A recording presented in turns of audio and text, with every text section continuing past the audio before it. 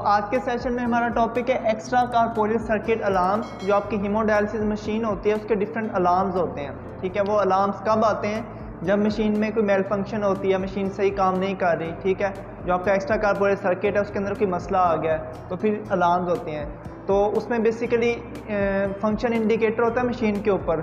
ठीक है, कलर एक लाइट होती है वो ब्लिंक करती है। नॉर्मली जब आपकी मशीन बिल्कुल नॉर्मल फंक्शन कर रही है तो वो ग्रीन होती है। क्लियर, बिल्कुल जब नॉर्मल फंक्शन कर रही है। येलो उस वक्त होगी जब कोई ऐसा अलार्म आएगा जिसमें इतने मसले वाली बात नहीं है लेकिन अलार्म आ रहा है। ठीक है, उसको आपने आके रीसेट करना होता है तो वो ठीक हो जाता है। ठीक है, जैसे हेपरिन पंप नॉट ऑन है या फिर जो डायल सेट कपलेट्स हैं वो नॉट प्लग इन, इस तरह का अलार्म आता है। ठीक है, उस वक्त क्या आपने करना होता है, जस्ट रीसेट करोगे और उस चीज़ को ठीक कर दोगे तो वो अलार्म खत्म हो जाएगा। लेकिन जब रेड लाइट ब्लिंक करती है ना, उस वक्त जो आपका रोलर पंप होता है वो भी स्टॉप हो जाता है, उस वक्त डायलिसिस भी स्टॉप हो जाता है। क्यों? क्योंकि रेड लाइट जो है ना वो इंडिकेट कर रही होती है कि इस टाइम पे डायलिसिस नहीं हो रहा, डायलिसिस रुक गया है, डायलिसिस बाईपास हो गया है। ठीक है, क्योंकि वो ऐसा अलार्म है उसको आपने ठीक करना पड़ेगा, देन ही मशीन अपना वर्क करेगी। ठीक है, तो इस वजह से जो अलार्म्स होते हैं हीमोडायलिसिस मशीन के एक्स्ट्रा कार्पोरियल सर्किट के, उसको हम 2 कैटेगरीज में डिवाइड करते हैं। एक होते हैं ब्लड साइड के अलार्म्स और एक होते हैं डायलिसेट साइड के अलार्म्स। क्लियर, तो हम मेजर डिस्कस करेंगे और उनकी डिटेल की, उनकी इन अलार्म्स की क्या कॉजेज होती हैं, इनको मैनेज कैसे करना है। तो जो ब्लड साइड के अलार्म्स होते हैं उसमें एक इनफ्लो अलार्म होता है। ठीक है, इनफ्लो अलार्म जिसको आप आर्टीरियल अलार्म भी बोल रहे होते हैं, बेसिकली क्या होता है, इनफ्लो अलार्म होता है। तो इनफ्लो अलार्म आपके पास 2 तरह से आ सकता है, या हाई इनफ्लो आ सकता है या लो इनफ्लो अलार्म आ सकता है। देन आपके पास आउटफ्लो अलार्म है। ठीक है, जो आपके पास, जिसको आप कौन सा अलार्म बोल रहे होते हो, वीनस अलार्म। अब आउटफ्लो अलार्म किस चीज़ को डिटेक्ट कर रहा होता है? जो आपके एक्स्ट्रा कार्पोरियल सर्किट से ब्लड रिटर्न हो रहा है ना पेशेंट तक। ठीक है, वहाँ का जो ब्लड साइड होगी उसका जो अलार्म होता है वो आउटफ्लो होता है। इनफ्लो क्या होता है, वो पेशेंट से लेके रोलर पंप सेगमेंट तक का जो सेगमेंट होता है उसका जो प्रेशर होता है ना वो आपको देता है इनफ्लो, और जो आउटफ्लो होता है वो पेशेंट से एक्स्ट्रा कार्पोरियल सर्किट से पेशेंट तक। क्लियर होगी बात? तो आउटफ्लो अलार्म भी आपके पास 2 तरह से आ सकता है, हाई आउटफ्लो अलार्म या फिर लो आउटफ्लो अलार्म। देन आपके पास होता है एयर डिटेक्टर। क्लियर, तो एयर डिटेक्टर का अलार्म भी किस साइड पे आता है? ब्लड साइड, क्योंकि एयर डिटेक्टर का जो सेंसर होता है ना वो ब्लड, जो एक्स्ट्रा कार्पोरियल सर्किट में जो ब्लड वाली साइड होती है उस पर लगा होता है। ठीक है, देन आपके पास रहते हैं डायलिसेट साइड के अलार्म जो होते हैं। ठीक है, उसमें टेम्परेचर होता है एक। ठीक है, तो टेम्परेचर हम डायलिसेट का मेजर करते हैं, ब्लड का नहीं मेजर कर रहे होते हैं। टेम्परेचर भी आपके पास हाई टेम्परेचर अलार्म आ सकता है, लो टेम्परेचर अलार्म आ सकता है। देन आपके पास होता है कंडक्टिविटी। क्लियर, तो कंडक्टिविटी का जो अलार्म होती है भी हाई कंडक्टिविटी, लो कंडक्टिविटी हो सकता है। तो अभी हम मज़ीद डिस्कस करेंगे कि ये अलार्म क्यों आता है। ठीक है, इसकी क्या कॉजेज है, इसको कैसे मैनेज करना है। नेक्स्ट आपके पास आता है ब्लड लीक का अलार्म। ठीक है, ब्लड लीक का जो अलार्म होता है ये भी डायलिसेट साइड पे होता है।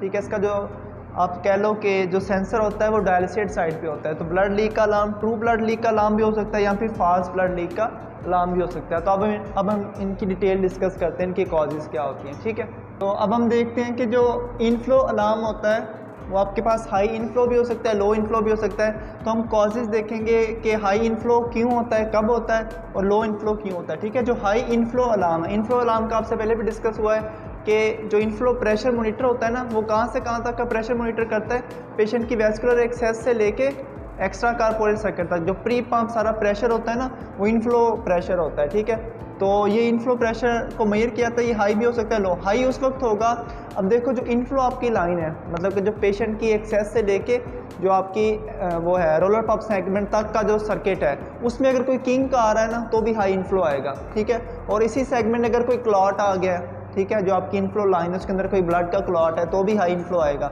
दूसरा ये हो सकता है कि जो इनफ्लो स्टीनोसिस है, इनफ्लो स्टीनोसिस कहाँ हो सकता है, जो आपका AVF है, ठीक है, या AVG है, उसके अंदर क्या हो सकता है, जो इनफ्लो आपकी साइड होगी ना, यहाँ से ब्लड आपको मिल रहा है, ठीक है, वहाँ पे कोई स्टीनोसिस होता है। स्टीनोसिस का क्या मतलब होता है, narrowing of the vessel, narrowing of the lumen. ठीक है, ल्यूमेन का कम हो जाना। अगर वो नैरो हो रहा है तो तब भी आपके पास हाई इनफ्लो का अलार्म आएगा। देन ये हो सकता है कि जो कैथीटर होता है ना आपका, ठीक है, वो उसकी सही प्लेसमेंट नहीं हुई हुई। ठीक है, वो इस तरह से कि वो कैथीटर जो है वो ब्लड की वेसल की वॉल के साथ टच कर रहा है। ठीक है, उससे भी क्या रेजिस्टेंस ज़्यादा आएगी, क्योंकि देखो जो इनफ्लो आपका जो प्रेशर होता है ना वो नेगेटिव होता है, वो सक्शन होती है। ठीक है, अगर कैथीटर वेसल की वॉल के साथ टच कर रहे हैं, कैथीटर में कोई किंक है तो भी आपके पास कौन सा अलार्म आएगा, हाई इनफ्लो। नेक्स्ट ये हो सकता है कि लो ब्लड प्रेशर, पेशेंट का अगर ब्लड प्रेशर लो है तो भी समटाइम हाई इनफ्लो अलार्म आ सकता है। वो कैसे आएगा, क्योंकि जब बीपी पेशेंट का लो है, ब्लड प्रेशर लो है, तो पेशेंट की जो एक्सेस होगी ना, वेस्कुलर एक्सेस, उस तक भी ब्लड कम पहुंचेगा, ठीक है, एक्सेस तक भी ब्लड कम होगा, और उधर से आपने जो आपका वो ब्लड पंप की जो स्पीड है वो ज़्यादा रखी हुई है, लेकिन एक्सेस का ब्लड कम है, ठीक है, तो उससे भी आपके पास हाई इनफ्लो अलार्म आ सकता है। ये रेयर है लेकिन आ सकता है। नेक्स्ट ये हो सकता है कि स्पैस्म ऑफ वेस्कुलर एक्सेस, ठीक है, अगर किसी का AVF है या AVG है और उसने जो उसकी आर्म है, एक्सेस वाली आर्म है, उसका कोई स्पैज्म हो गया है, ठीक है। स्पैज्म का क्या मतलब है कि उसकी जो वेसल्स है ना वो सुकड़ गई है, ठीक है, या उसने जो बाजू की पोजीशन है वो इस तरह से की हुई है कि वेसल का स्पैज्म हो रहा है, ठीक है, तो भी कौन सा अलार्म आएगा आपके पास, हाई इनफ्लो, ठीक है। नीचे पेशेंट की पोजीशन का लिखा हुआ है, ये भी सेम ही है, ठीक है। पेशेंट की पोजीशन से क्या मुराद है, अगर कैथेटर है और नेक की पोजीशन प्रॉपर नहीं है, ठीक है, तो भी हाई इनफ्लो आ सकता है, ठीक है। और अगर वो एक्सेस है, आर्म की पोजीशन ठीक नहीं, एक्सेस आर्म की, तो भी आपके पास हाई इनफ्लो आएगा। देन ये हो सकता है कि जो इनफ्लो नीडल आपकी है ना, उस पर अगर कोई क्लॉट बन रहा है, ठीक है, उससे भी कौन सा अलार्म आएगा, हाई इनफ्लो। क्लियर। नेक्स्ट आपके पास है कि लो इनफ्लो। लो इनफ्लो का क्या मतलब है कि आपके पास रेजिस्टेंस ही ख़त्म हो गई है। देखो जो इनफ्लो प्रेशर है वो क्या होता है, वो बेसिकली नेगेटिव सक्शन होती है ना। लो उस वक्त होगा जब समझो कि आपके पास उधर से कोई रेजिस्टेंस ही नहीं है। वो कैसे, कब ख़त्म हो सकती है, अगर आपकी इनफ्लो जो नीडल है वो डिसलॉज हो गई है, इनफ्लो नीडल निकल गई है, उस वक्त आपके पास रेजिस्टेंस नहीं बचेगी। या अगर कैथेटर के केस में है तो कैथेटर वेसल के अंदर है ही नहीं, वेसल से निकल गया हुआ है, ठीक है, सही है ना, इस केस में हो सकता है। तो हाई और लो इनफ्लो अलार्म की हमने इटियोलॉजी देख ली, कॉजेज देख ली, ठीक है। मैनेजमेंट सेपरेट डिस्कस करते हैं। नेक्स्ट आपके पास है आउटफ्लो अलार्म। जो आउटफ्लो अलार्म होता है ये कहाँ से कहाँ तक का जो प्रेशर मॉनिटर हो रहा होता है, रोलर पंप सेगमेंट से लेके नेक्स्ट आगे पेशेंट की वेस्कुलर एक्सेस तक का जो प्रेशर होता है ना, वो आउटफ्लो प्रेशर होता है। तो आउटफ्लो प्रेशर की हाई आउटफ्लो भी हो सकता है, लो आउटफ्लो। आउटफ्लो अलार्म की कॉजेज में आपके पास ये हो सकता है कि any kink at outflow line, ठीक है, जिससे आप पेशेंट को ब्लड रिटर्न कर रहे हो ना, उसमें अगर कोई किंक आ गया है, ठीक है, कोई बल आ गया, कोई किंक आ गया, वो मुड़ गई है, तो भी आपके पास हाई आउटफ्लो अलार्म आएगा। देन ये हो सकता है कि आउटफ्लो जो आपकी नीडल है ना, उसके अंदर कोई क्लॉट बन रहा है, ठीक है, उससे भी क्या होगी, रेजिस्टेंस ज़्यादा हो बढ़ेगी ना, तो हाई आउटफ्लो अलार्म आएगा। देन ये हो सकता है कि ball valve effect in catheter. Ball valve effect ये होता है कि जब आप ब्लड को रिटर्न करते हो ना, ठीक है, उस वक्त कोई थ्रोम्बस या फिब्रिन उधर बना हुआ है, फिब्रिन क्लॉट बना हुआ है, उसकी वजह से ब्लड रिटर्न नहीं हो रहा, ठीक है। देखो जो आपका कैथेटर होता है ना, dual lumen catheter, double lumen catheter, तो बेसिकली तो वो होता वेन के अंदर ही है, ठीक है, लेकिन उसके ऊपर आइस बनी होती हैं, ठीक है, एक टिप के ऊपर होता है और दो साइडों पे होती हैं, 3 साइडों के ऊपर होती हैं, ठीक है। तो बेसिकली क्या हो रहा होता है कि टिप से रिटर्न किया जा रहा होता है, साइडों से लिया जा रहा होता है, ठीक है। तो वहाँ पे बॉल वाल इफेक्ट हो सकता है कि कोई फिब्रिन क्लॉट बन रहा है, कोई थ्रोम्बस बन रहा है, ठीक है, उसकी वजह से भी आपके पास हाई आउटफ्लो अलार्म आ सकता है। देन ये हो सकता है कि एक्स्ट्रा कार्पोरेट सर्किट में ब्लड की क्लॉटिंग हो रही है, और ये क्लॉटिंग स्पेशली कहाँ पे हो रही है, वीनस चैम्बर के अंदर हो रही है या वीनस साइड पे हो रही है ना, देन आपके पास हाई वीनस अलार्म आएगा। क्लियर। देन ये हो सकता है कि आपने ब्लड फ्लो रेट जो है ना वो ज़्यादा रखा हुआ है, लेकिन आपके पास जो नीडल है वो स्मॉल गेज की है। क्लियर। हर जो गेज की नीडल होती है उसके लिए ब्लड फ्लो रेट भी स्पेसिफिक होता है। लेट्स सपोज आपके पास 17 गेज की नीडल है तो उसमें आप 300 नहीं रख सकते ब्लड फ्लो, ठीक है, उसमें आप 250 ml पर मिनट से ज़्यादा नहीं रख सकते, मैक्स उसकी रेंज 250 ml है, लेकिन आपने 250 ml पर मिनट से ज़्यादा रखा हुआ है, नीडल स्मॉल है, उधर से ब्लड फ्लो रेट की स्पीड ज़्यादा है, तो भी आपके पास रेजिस्टेंस ज़्यादा होगी, हाई आउटफ्लो अलार्म आएगा। देन ये हो सकता है कि आउटफ्लो स्टेनोसिस। आउटफ्लो स्टेनोसिस का क्या मतलब है कि अगर आपकी वेस्कुलर एक्सेस है, ठीक है, AVF है या AVG है, तो जो यहाँ से जो आउटफ्लो लाइन है जहाँ से पेशेंट को ब्लड रिटर्न हो रहा है उसमें कोई क्लॉट है, उसके अंदर कोई स्टेनोसिस है, वो नैरो हो गई हुई है, उससे भी कौन सा अलार्म आएगा, high outflow alarm. Then blood side पे आपके पास और एक अलार्म होता है एयर डिटेक्टर का, ठीक है। अब एयर डिटेक्टर का हाई लो नहीं होता, वो सिर्फ ये शो करता है कि एयर है या नहीं है, ठीक है।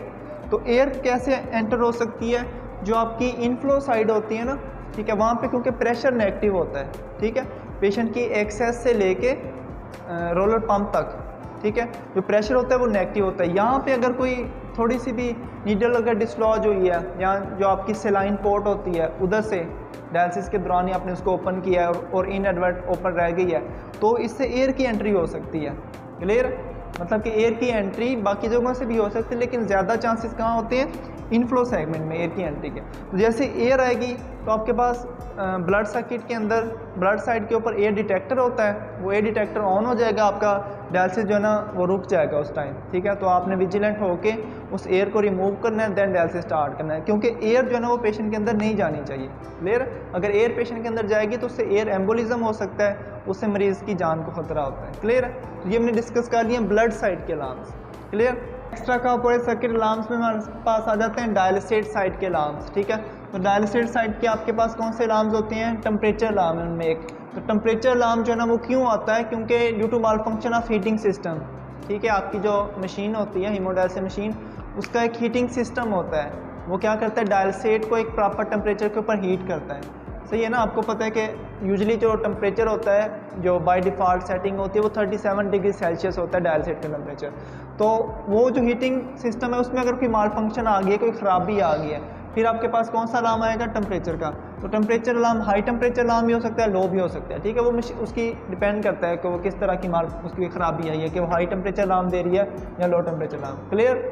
तो नेक्स्ट आपके पास होता है कंडक्टिविटी, ठीक है। कंडक्टिविटी क्या होती है? सबसे पहले तो ये डिस्कस करते हैं। कंडक्टिविटी ये होती है कि जो आपका डायलिसेट होता है ना उसमें जो कंसंट्रेशन ऑफ आयंस होता है, ठीक है ना। कंडक्ट का क्या मतलब होता है कि बहना, गुजरना, ठीक है। जैसे इलेक्ट्रिसिटी कंडक्टर बोलते हैं ना कि उसमें से इलेक्ट्रिसिटी गुजर रही, इस तरह से कंडक्टिविटी का क्या मतलब है? कंडक्टिविटी मेजर करने का क्या मतलब है कि उस चीज़ में आयंस की कितनी कंसंट्रेशन है, ठीक है। इसका जो यूनिट होता है वो होता है मिली साइमन्स पर सेंटीमीटर।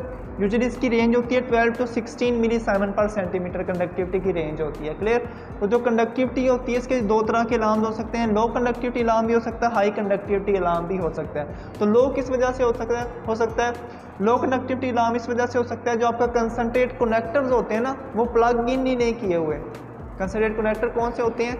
जो आप कपलेट्स लगाते हो उसके अंदर पार्ट ए और पार्ट बी के अंदर, ठीक है। क्लियर है ना? आपके पास दो तरह से वो होता है ना, मतलब कि जो बाइकार्बोनेट होता है, एक तो ये हो गया ना कि प्रिपेयर्ड आता है जो ड्राई होता है, या दूसरा ये तो कि आप खुद उसको मैन्युफैक्चर कर रहे हो। अगर खुद मैन्युफैक्चर कर रहे हो उसमें कंसंट्रेट कनेक्टर खुद लगाने पड़ते हैं, ठीक है। अगर कंसंट्रेट कनेक्टर ही आपने नहीं लगाए हुए तो लो कंडक्टिविटी का अलार्म दे सकता है। दूसरा ये हो सकता है कि जो आपके कंसंट्रेट कंटेनर है ना वही एम्प्टी हो गए हुए हैं, जिसको आप पार्ट ए और पार्ट बी बोल रहे हो, वो अगर एम्प्टी हो गए फिर भी लो कंडक्टिविटी का अलार्म देगी मशीन। देन ये हो सकता है कि उसकी इम्प्रॉपर मिक्सिंग है, ठीक है, कि जो आपके पास जिस मशीन में आप बना रहे हो ना उसमें आपने इम्प्रॉपर मिक्सिंग उसकी की है, प्रॉपर उसको मिक्स ही नहीं किया हुआ।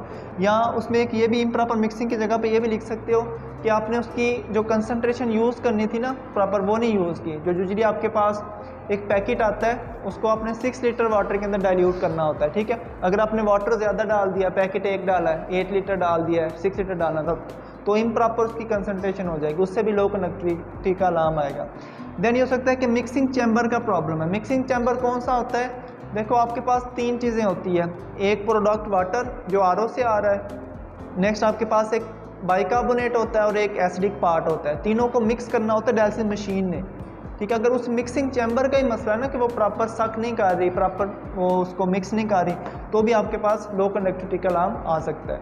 तो अब हम डिस्कस करते हैं कि हाई कंडक्टिविटी का अलार्म कब आएगा। हाई कंडक्टिविटी का अलार्म उस वक्त आएगा जब आपके पास जो वाटर इनलेट वाटर है ना वो ही नहीं आ रहा, ठीक है। इनलेट वाटर कहाँ से आना होता है? जो प्रोडक्ट वाटर आ रहा होता है डायलिसेट उससे आरओ साइड से, अगर वो नहीं आ रहा, जब वाटर नहीं आ रहा, ठीक है, तो जो मिक्सिंग चैम्बर है फिर उसका मसला होगा ना, मशीन ने तो मिक्स करना है, वाटर को भी मिक्स करना है, पार्ट ए को पार्ट बी को, ठीक है, लेकिन उधर से वाटर का प्रेशर ही नहीं है, वाटर आ ही नहीं रहा, ठीक है, वाटर कम है, इधर से आयन ज़्यादा हो जाएंगे, उसकी वजह से भी हाई कंडक्टिविटी अलार्म आएगा। देन ये हो सकता है कि मिक्सिंग चैम्बर लीकेज हो सकता है। मिक्सिंग चैम्बर कौन सा है? जो आपका मिक्स कर रहा है तीनों चीज़ों को, प्रोडक्ट वाटर को, पार्ट ए और पार्ट बी को, उसमें कोई लीकेज हो गया है। वो लीकेज कैसे हो सकता है कि उसमें से मतलब कि वाटर की कंसंट्रेशन कम है और आयंस की कंसंट्रेशन ज़्यादा है, तो भी आपके पास कौन सा अलार्म आएगा? हाई कंडक्टिविटी का।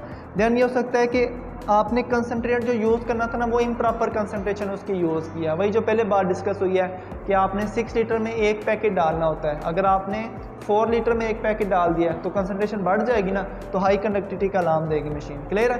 तो ये हमने मेजर कॉजेज डिस्कस कर लिए हैं कि कंडक्टिविटी का अलार्म जो है ना वो हाई और लो कब आता है, उसकी क्या रीज़न होती हैं। तो नेक्स्ट जो एक्स्ट्रा का पूरे सर्किट का अलार्म है जो कि डायलिसेट साइड का अलार्म होता है वो होता है ब्लड लीक, ठीक है। ब्लड लीक का क्या मतलब है कि जो आपकी ब्लड साइड है वहाँ से कोई ब्लड लीक होकर ब्लड के पार्टिकल्स किस साइड पे जाने लग जाए, डायलिसेट साइड के ऊपर। तो ब्लड लीक का जो अलार्म है ये समटाइम ट्रू अलार्म भी होता है, समटाइम फॉल्स अलार्म भी आ रहा होता है, ठीक है। तो फॉल्स अलार्म कब आएगा, अगर कोई जॉन्डस वाला पेशेंट है, ठीक है, जॉन्डस का पेशेंट है, देखो उसके ब्लड में बिलिरुबिन का लेवल बड़ा होता है, ठीक है।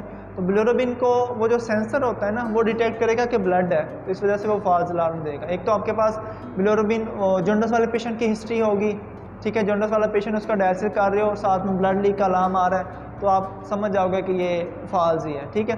दूसरा ये हो सकता है कि जब आप एक्स्ट्रा कार्पोरेल सर्किट की प्राइमिंग कर रहे होते हैं या कोई इनफ्लो कोई चीज़ दे रहे होती हो, ठीक है, उस वक्त अगर एयर बबल्स की एंट्री हो जाएगी ना डायलाइजर के अंदर, अगर एयर बबल्स चले गए हैं, ठीक है, जैसे एक्स्ट्रा कार्पोरेल सर्किट के अंदर एयर बबल्स हैं, तो उससे भी फॉल्स ब्लड लीक का अलार्म आता है। नेक्स्ट आपके पास है ट्रू ब्लड लीक का अलार्म। वो ट्रू उस वक्त आएगा जब ट्रू में आपकी जो डायलाइजर मेम्ब्रेन है वो रप्चर हो गई है, ब्लड के जो सेल्स हैं वो ब्लड साइड से डायलिसिस साइड की तरफ जा रहे हैं, उस वक्त ट्रू आएगा, ठीक है। अब देखो ट्रू को और फॉल्स को आपने डिफ्रेंशिएट करना है, कैसे पता चलेगा, तो उसका ये सिंपल मेथड ये होता है, जो डायलिसेट आउटफ्लो होता है ना उसका एक सैंपल लो, उसकी सैम्पलिंग पोर्ट बनी होती है प्रॉपर, उससे थोड़ा सा सैंपल लो, उसकी आप डिपस्टिक परफॉर्म करो, ठीक है। डिपस्टिक क्या होती है, सिंपली एक स्ट्रिप होती है, उसको आप उसके अंदर डिप करोगे तो उस पर अगर ब्लड सेल्स पॉजिटिव मिल गए ना, इसका मतलब है कि ये ट्रू अलार्म है। अगर नहीं पॉजिटिव मिले इसका मतलब फॉल्स है, आप डायलिसिस कंटिन्यू रखोगे। अगर आपके पास ट्रू मिल रहा है देन आपने क्या करना होता है, डायलिसिस स्टॉप करना होता है, डायलाइजर चेंज करके न्यू डायलाइजर लगा के डायलिसिस दोबारा स्टार्ट करना पड़ेगा, ठीक है। नेक्स्ट आपके पास आ जाता है ट्रांसमेम्ब्रेन प्रेशर अलार्म, टीएमपी का अलार्म, ठीक है।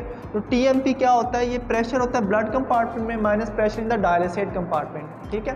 बेसिकली क्या होता है कि जो आपका ब्लड कंपार्टमेंट में प्रेशर है वो हमेशा क्या होता है, पॉजिटिव होता है ब्लड साइड पे प्रेशर, और डायलिसेट साइड वाला प्रेशर क्या होता है, नेगेटिव होता है। तो जो ब्लड कंपार्टमेंट का प्रेशर है उसको माइनस करोगे डायलिसेट साइड वाले टेम्परेचर से, प्रेशर से, तो आपके पास क्या आ जाएगा, ट्रांस मेम्ब्रेन प्रेशर, मतलब कि जो मेम्ब्रेन के क्रॉस प्रेशर है एग्जैक्ट, ठीक है। तो ये भी आपके पास हाई टीएमपी हो सकता है, लो टीएमपी हो सकता है। तो हाई टीएमपी की क्या कॉजेज हैं, हाई टीएमपी ये हो सकता है जो आपका डायलिसेट आउटफ्लो है, जो डायलिसेट आउटफ्लो लाइन है उसके अंदर कोई किंक आ गया है, वो मुड़ी हुई है, ठीक है। तो डायलिसेट आउटफ्लो नहीं हो रहा, उससे आपके पास हाई टीएमपी आ सकता है। क्यों, क्योंकि देखो ट्रांस मेम्ब्रेन प्रेशर उससे डिस्टर्ब होगा ना मेम्ब्रेन के क्रॉस प्रेशर, कि ये आपका लेट्स सपोज डायलाइजर है, ये आउटफ्लो है, इस आउटफ्लो के अंदर कोई किंक है तो वो आगे जा ही नहीं रहा, तो इस प्रेशर के ऊपर फ़र्क पड़ेगा ना। या ये हो सकता है आपका डायलाइजर क्लॉटिंग हो रही है, अगर डायलाइजर के अंदर क्लॉटिंग हो रही है उससे भी आपका हाई टीएमपी अलार्म आएगा। देन ये हो सकता है कि आपने यूएफ रेट हाई सेट कर दिया हुआ है, ठीक है, टाइम थोड़े टाइम के अंदर आपने यूएफ रेट ज़्यादा रख दिया हुआ है, उससे भी आपके पास कौन सा अलार्म आएगा, हाई ट्रांसमेम्ब्रेन प्रेशर। देन हम डिस्कस करते हैं लो टीएमपी का अलार्म। लो टीएमपी का अलार्म उस वक्त आएगा जब आपकी जो डायलिसेट इनफ्लो लाइन है ना, जो डायलिसेट इनफ्लो है, एक आउटफ्लो है एक इनफ्लो है, अगर इनफ्लो में किंक है तो लो आपके पास टीएमपी का अलार्म आएगा, ठीक है। देन आपके पास है डायलाइजर की मेम्ब्रेन अगर रप्चर हो गई है, जब मेम्ब्रेन रप्चर हो गया तो जो मेम्ब्रेन के क्रॉस प्रेशर है वो भी बिल्डअप नहीं होगा, तो उससे भी क्या होगा, लो टीएमपी का अलार्म आएगा। तो ये हमने मेजर डिस्कस किए हैं कि एक्स्ट्रा कार्पोरेल सर्किट के जो मेजर अलार्म्स होते हैं, ठीक है। इसके अलावा कुछ ऐसे अलार्म्स भी होते हैं, ठीक है, जो आपके पास आ रहे होते हैं ड्यूरिंग डायलिसिस, ठीक है। तो उन अलार्म्स के ऊपर इतना हमें विजिलेंट नहीं होना पड़ता, लेकिन उनकी जो कॉज होती है उसको देख के ठीक करो तो वो फ़ौरन ठीक हो जाते हैं। जैसे आपके पास है हेपरिन पंप नॉट ऑन, उसका अलार्म आता है, ठीक है, तो आप हेपरिन पंप को जाके ऑन कर दोगे तो वो अलार्म नहीं आएगा, ठीक है। तो समटाइम जो आपके कपलेट्स होते हैं, ठीक है, जो आपका होता है शंट कवर होता है, ठीक है, शंट कवर अगर ओपन रह जाए उसका भी अलार्म आता है, शंट कवर ओपन है, आप जाके शंट कवर नीचे कर दोगे उसका अलार्म ख़त्म हो जाएगा। समटाइम अगर आपकी मशीन जो है ना वो इस तरह से है कि इलेक्ट्रिसिटी कट ऑफ हुई है, वापडा सप्लाई कट ऑफ हुई है और मशीन की जो अपनी इंटरनल बैटरी है वो सही काम नहीं कर रही, ठीक है, मतलब कि पावर सप्लाई कट ऑफ हुई है उसके बाद दोबारा वो शिफ्ट हुई है किसी और पावर सप्लाई के ऊपर, उस वक्त भी पावर फेलियर का अलार्म समटाइम आता है, ठीक है, तो वो भी थोड़ी देर में जल्दी ठीक हो जाता है, ठीक है। तो इस तरह के और भी फर्दर डिफरेंट अलार्म्स होते हैं, तो वो माइनर अलार्म्स उनको कंसिडर किया था, लेकिन जो मेजर अलार्म थे वो हमने डिस्कस कर लिया, इनकी इटियोलॉजी देखी है। तो नेक्स्ट सेशन में हम लोग इसकी मैनेजमेंट देखेंगे कि इनको ठीक कैसे करना है, क्या इनकी मैनेजमेंट है। क्लियर।